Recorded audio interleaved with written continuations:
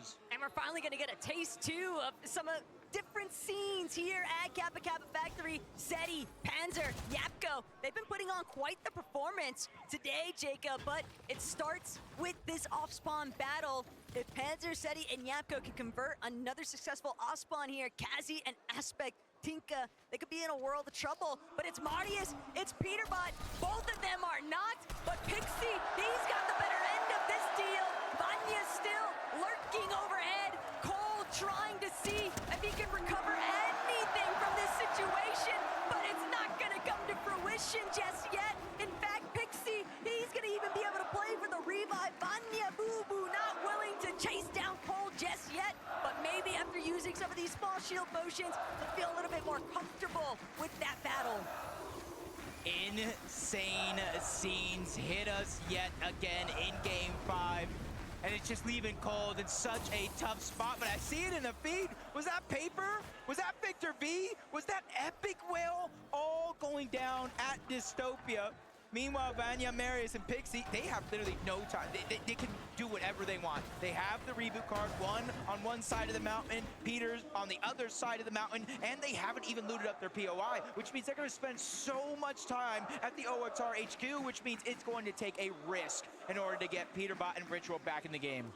Something that also occurred quite quickly here, Seti. 3 eliminations, by the way. We didn't get to see exactly where it happened, but we know that they've been having a lot of success here at the Kappa Kappa Factory, and there's more trouble still stewing. A look back into Rangers Ruin. We know so much about this Osmond battle, and Chino opening up big time, but Chicho thought he was gonna be able to 180 that occurrence. Still, Tayson from behind manages to knock Chino, but this is just messy right now. Still, the big day holding it down. Pablo, though, still trying to see if he can punch his ticket in this lobby, and he holds it for his team. A big win in that 1v1 against Tayson, but the team that has been putting on a show since Game 2, in Game 3, and in that last one as well, back-to-back wins, and you can see they're the first team to win 3 consecutive games at an FNCS LAN, and that's putting them so far ahead of everybody else. So even if they find themselves in a position where they're not winning the game, still top 8s, top 5, that's still going to keep their lead intact. But the conversation that I have to open up here, Jacob, is when we think about last year's Global Championship even, Queasy and Thomas HD were in this exact position as everybody else in the lobby. They were staring at that leaderboard. They were staring at Peterbot and Pollo running away with it. And then day 2 came to play. And Queasy manifested a huge performance to play so much catch-up. So while it might look very, I don't say impossible, but unlikely, I still think that there's opportunity for somebody else to try and play catch-up. But day 1 definitely seems like the momentum is riding high for Queasy's team. Everybody else below Queasy on that leaderboard just has to keep it respectively close and regroup for tomorrow. Chino, Pablo, Prodoxy, even though they win that fight, one team has already moved over, and you can see in the minimap another team, King Phaser and PHN, they're trying to make their presence known. Madim Bururiru and Wixie are there as well. These are our 3 teams from 3 different regions trying to lurk and make Rangers Ruin their home as Wixie's gonna get to 3-2-1, and he instantly goes down. Brazil strikes quick. 0 chance to even try and close that wall off. That is a painful way to go out, but King Phaser fully on the come up here. Chino, Prodoxy, Pablo, they can hear those shots nearby. They know that there is another party rolling into the vicinity. Still, they're locked down. Mirim, Buiriru, 2s in a sea of 3s, and this is not the spot to be, but they don't really have a chance to get out just yet. They need Gino, Prodoxy, and Pablo to fight against Phaser, King, and PHN to see if they can maybe slip away. So the Queen just going ahead and blasting onto some of these boxes. Seeing it, giving away the position just a little bit. King, Phaser, they know they're there on the other side, but they don't know exactly where they're located at, which means PHN is just trying to get some high ground, some elevation, that eagle eye view so he can look over the land and figure out where everybody's at, taking their time. And these are the type of fights right here with people lurking around, crouching to hide those audio visuals. If you make the wrong play, it's a huge risk for that little reward. But the material just favors so heavily into Brazil's hands. Chino, Pablo, and Flickzy, because of that early off-spawn battle with Tayson, they haven't actually had a chance to really farm anything up in comparison to King Phaser and PXN, who are just now stealing away this queen currently at Ranger's Ruin. Flickzy realizing we can't just let this go for free. They try to see if they can intervene, but it's just not an option that's afforded to them just yet because Marin Buyuriru still lurking nearby. It's not a favorable option, and they know it's likely best to potentially disengage. Yeah, and you can see it because they have control of the high ground and the whole outside. They're starting to target down that queen. As you see in the feed, the cleanup is complete. Cold goes down, and another 0-point game for what was looking like the most dominant team coming into this event. A huge wake-up call as they're in 30th place, but for Vanya, Flickzy, and Marius, that's just one step closer to that first place spot. And for Vanya, Flickzy, and Marius, they don't want to lose sight of the primary objective, and that is just to keep securing the strong end game placements. Every little bit counts if you're looking to try and play catch up to Queasy at this point. And Jap, Frieza, and Mr. Savage, another team where there's been so much praise on Chap's shoulders, and for good reason. You could even argue that if it weren't for Chap, Mr. Savage and Frieza might not even be at the Global Championship right now. But the Major 3 performance, that's something that we're still waiting for Chap to just have that highlight game. That's a really good point because Mr. Savage was done. Mr. Savage said, I retired. It was great playing Fortnite, but I think it's time for the next step in his journey. Well, the next step was coming out of retirement, qualifying by such mere points. It was destined to happen to see him here and playing as extraordinarily well as they have been so far. Malibuka walks and pings. You can see them set up just outside the outpost enclave, just trying to trade off shots into the distance. And it gets Poyo, Agers, and Acorn. And honestly, I think this was the difference maker. We saw both of these teams before slightly weather, one more than others, but I think it's because of exactly this. They're now trading off shots for Storm Surge versus the rest of the lobby, and it's given them a little bit more flexibility in different cases. Whoa, whoa, whoa, whoa, whoa. Vico, though. Parades, where are you at? This is the wrong neighborhood. And Veno, Vico, Flickzy, now with 3 eliminations in total, Jacob.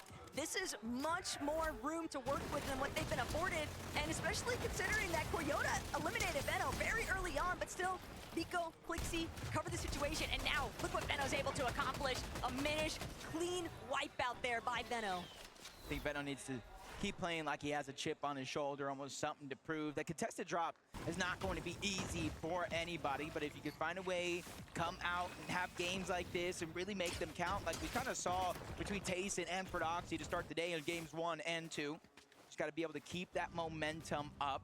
Phaser, King, PHN rotating around. I thought I saw, yes, I was about to say, I thought I saw somebody moving on over towards that bunker, and it is going to be our team from Brazil, King, Phaser, and PHN. That means that play they made to rotate on over to Ranger's Ruin, not only third party and get the eliminations, but eventually take down the Queen, works out perfectly. Every single Globals, there's always that one surprise pop-out wild card from the international scene, and I think, at least for day 1, King, Phaser, and PHN have definitely taken that position in representing what these teams from the global presence are able to provide. And this is looking like a very sound setup. They've done a great job at essentially infiltrating that Ranger's Ruin third-party action. And it's caused such a dominoes effect across the map. It changes so much of how the game is played when Flickzy, Pablo, and Chino aren't able to just conveniently take their third-party options and all those surprise pop-up performances, finding those eliminations, intercepting teams on their loop path rotates. I like this play me out. Curly, Reed, and Cooper, they haven't had the best luck finding teams to trade shots off with to the distance, and now they have to do something different, go box to box, play a little bit more aggressive.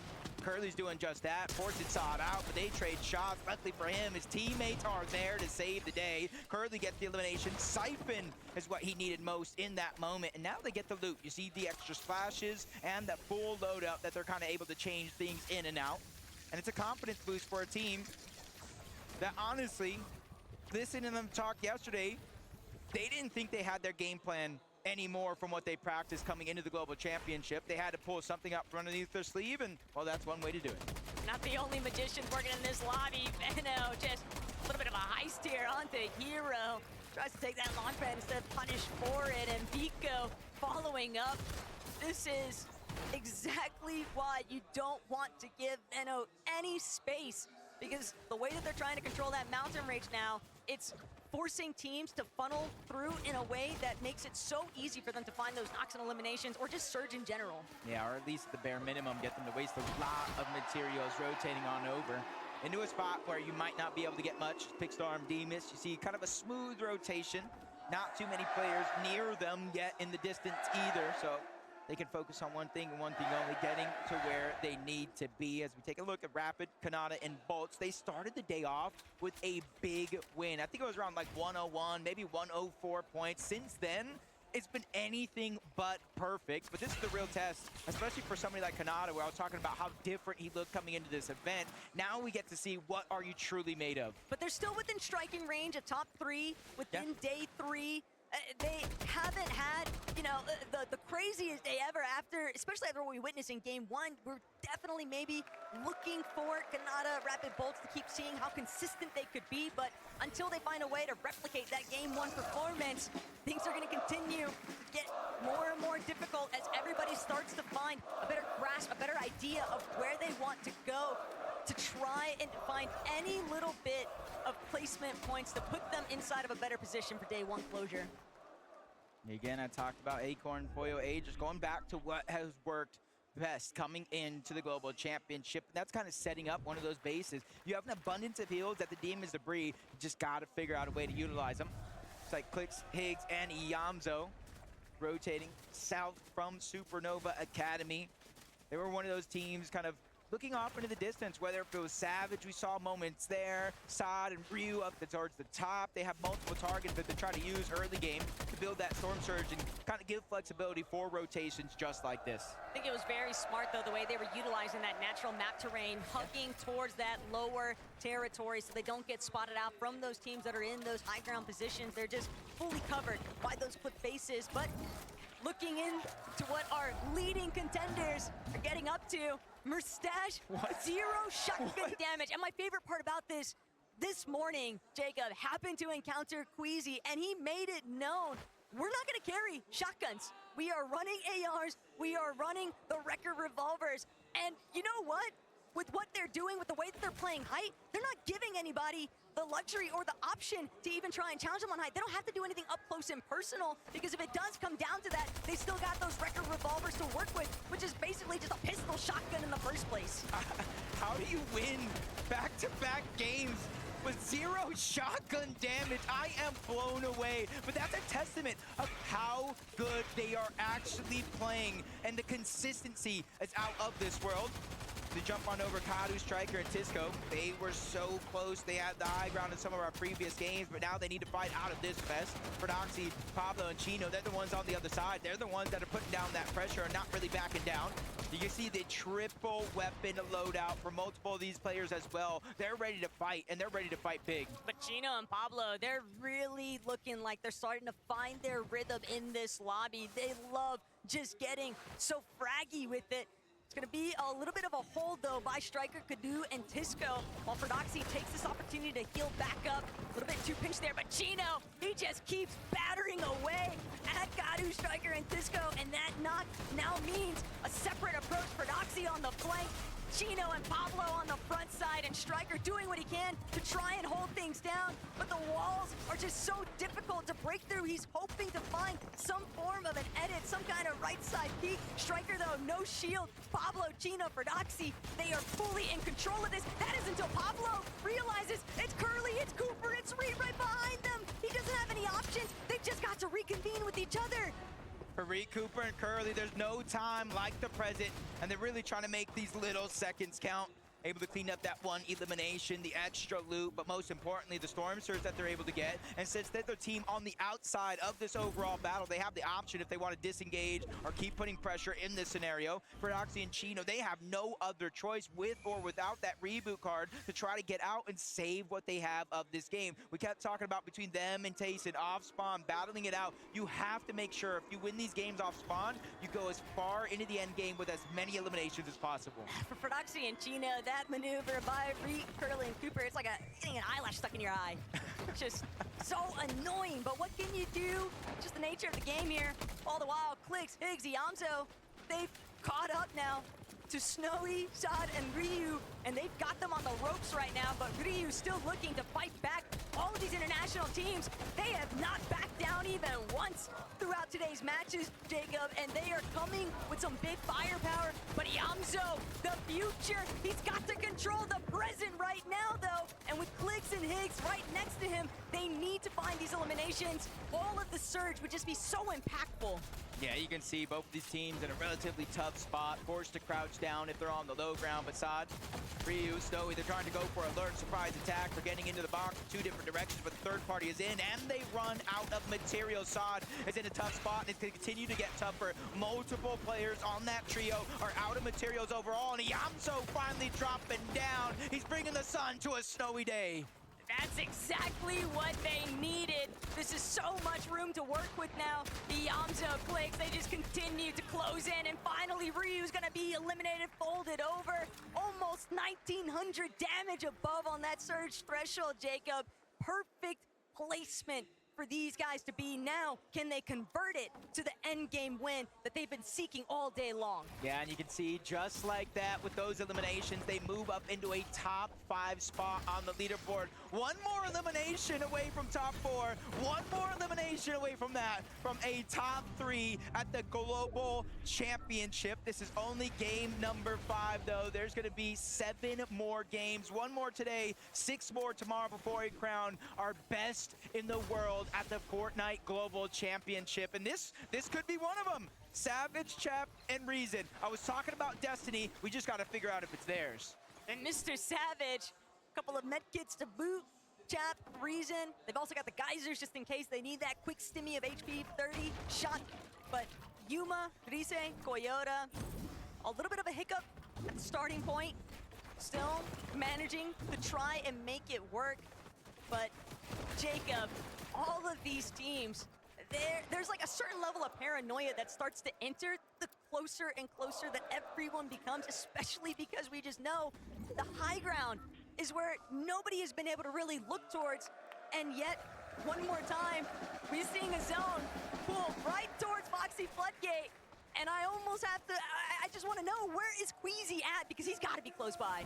If I'm any person in this lobby, but Queasy, of course, I'm saying please pull north. Get away from these mountain ranges. Get away from that dip in Foxy Floodgate. And if you're a team that's realizing what's happening in this game, a very, very similar zone towards last game, you got to start to look at your materials. Do we have enough? If not, how are we going to get it? Some would say maybe a refresh, farming where you can if you're on the slow side of zone, but sometimes things like that aren't always possible. And you can see Pixdarm and Demas in that exact situation. Even though they're 356 above the damage threshold, you're seeing the side that they have to rotate in, Taco, stacked like pancakes. It's just so impressive to think that this is a team, this is their first land, and they're not playing anything like it. But Mr. Savage, Chap, they've now got to see if they can pull together here. Reason with a double revive, they bring him back up into the mix, but they still have such an uphill battle to tackle here because they're so far behind. And look at all these teams that are piled into the zone just in front of them. That edge is going to be tough to break into.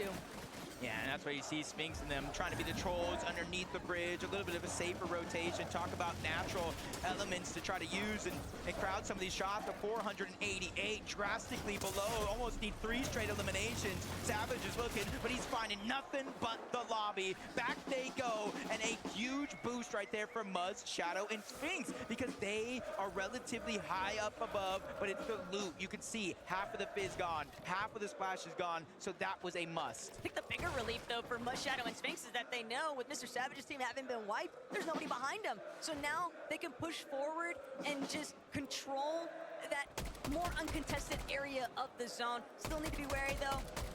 Are catching glimpses of Kanata, Bolt, and Rapid in the distance. And of course, Swizzy, Queasy, and Mustache steadily starting to scale their way up towards an elevated position, but there's several other teams nearby that have the same intentions. Yeah, if you guys see multiple teams in the distance, Thunderbolt striking down, that Storm Surge, even though Swizzy, Queasy, Mustache don't exactly know those teams are below it, they will hear the shields crack. King's gonna go down, but Poyo is the one that's potentially stealing away those points. And maybe even the loot as it fully gets cleaned up. Swizzy, Queasy, Mustache put the full target down on a PH in. He's just trying to get some of that loot from his fallen comrade. Do Swizzy and Mustache ever miss? No. The answer's gonna be no. Okay, PH in, eliminated. Mustache with another one.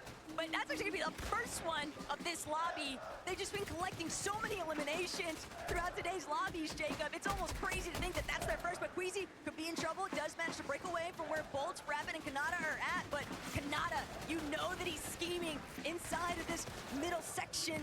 He wants to maybe try and set up for a free hit on their back target, but they know there's another team directly underneath them. And it's gonna be School and Southgo caught off guard. They're not gonna be able to make that transition.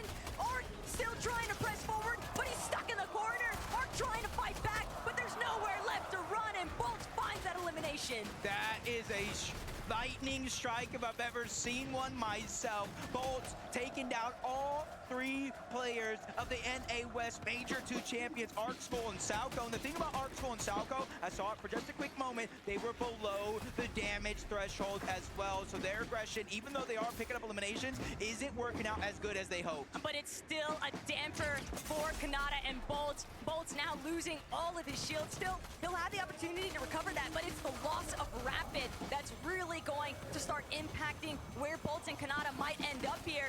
Fortunately for them, Zone pulling a little bit away from those mountain faces, so as a duo, they can still look to break through the low ground, but Queasy, Mustache, Swizzy, Gentlemate's going absolutely ballistic in this audience right now, and for good reason. Mustache said it, we're just gonna keep winning, and they've got 3 already at the international level, Jacob. A land historic event, and they're still looking to see if they can get more. We are literally watching the Queasy legacy in the making. Levin said it himself. The last time Queasy won 3 games in a row, he went on not only to win that major, but win 6 out of 12 games. Something that has never been done on that region of EU ever before and ever again. And this could be that moment in history that you look back at when you talk about how great Queasy actually is. It is all because of this, but there's still so many threats in their path. They just have to look up. They have to try to go for high ground and stop the plate trade. Clicks, Higgs, and Yamzo, they have been known to do it on NA Central. They just have to figure out how to do it here on the international stage. And they might have to deal with Pars, Baka, and Pump along the way. Yapko, Seti, Panzer, they've also done a rather excellent job at just maintaining consistent performances, and they're looking for yet another repeat here, trying to clear some space in that secondary height, but they know if they want their odds to turn this into a victory royale, they're gonna need more than just secondary height. Pump falls to Clicks. This is big time for Xset because they need to pop off here. Yeah, they truly are looking elite as a trio and taking the front side of the zone, something Yamzo knows to do best, but they have to be careful. Marius, Vanya, and Pixie, they're bouncing around with those crash pads, instantly climbing up that mountain, and that just means better positioning right away, and that gives them that luxury to look back, see all these other players rotate through. He's peeking through the stair, he sees Acorn, Agers, and Poyo, but it's not ready to go for it just yet, and nobody has even had an opportunity to look up. They're attached at the backside of zone. They're attached right in the middle. It's not even going to be easy when somebody eventually does. But that's the problem. Nobody else can actually make their way up towards the high ground because Sweezy, Queasy, and Mustache refuse to budge. They just keep shutting down every single opportunity, forcing these teams to converge onto each other as iDrop now trying to see if he can collect an elimination there, a knock, anything. He needs a massive refresh here, but it's Pixie who finds Hottie, Marius, Pixie, and Vanya now looking to see what more they can seek out. 4 eliminations so far into the top 12. Placement points are flying in. Half of them, at least at the top 8, is Veno, Vico. They're in that line of path. Marius looking up for only a quick second, not really focusing on the Flickzy up above. It's probably too hard. You see the materials being drained right out of their inventory. Everybody else feeling the same thing, forcing Yamzo, Higgs, and Clicks to drop down low. The blessing is they're in the front side of zone, so they have a little bit more to work with. But the control from Queasy, Swizzy, and Mustache on the high ground, Jacob, they're forcing all of these teams to swap layers to ultimate low. And with that in mind, Mustache, Queasy, Swizzy, just non-stop berating. These teams are forced. They're looking up, they're looking down, they're trying to find refreshes, but they have no breathing room. They are being suffocated right now by height.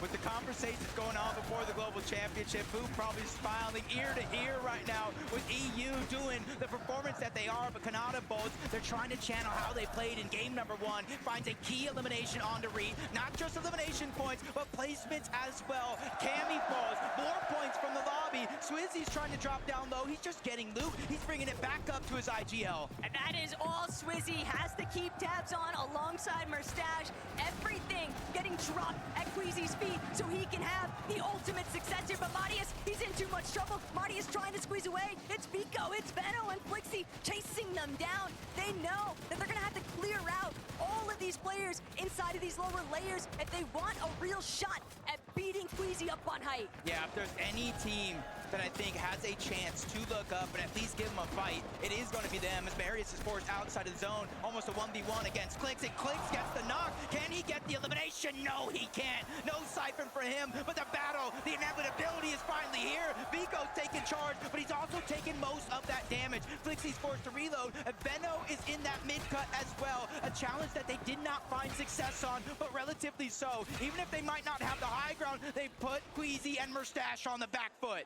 And that's the problem, Queasy, Mustache. They could still tank a little bit of zone here just because of that exotic fizz, but at the same time, Vico, Veno, Flickzy, they're now trying to remind everybody this might be Queasy's turn. He's so far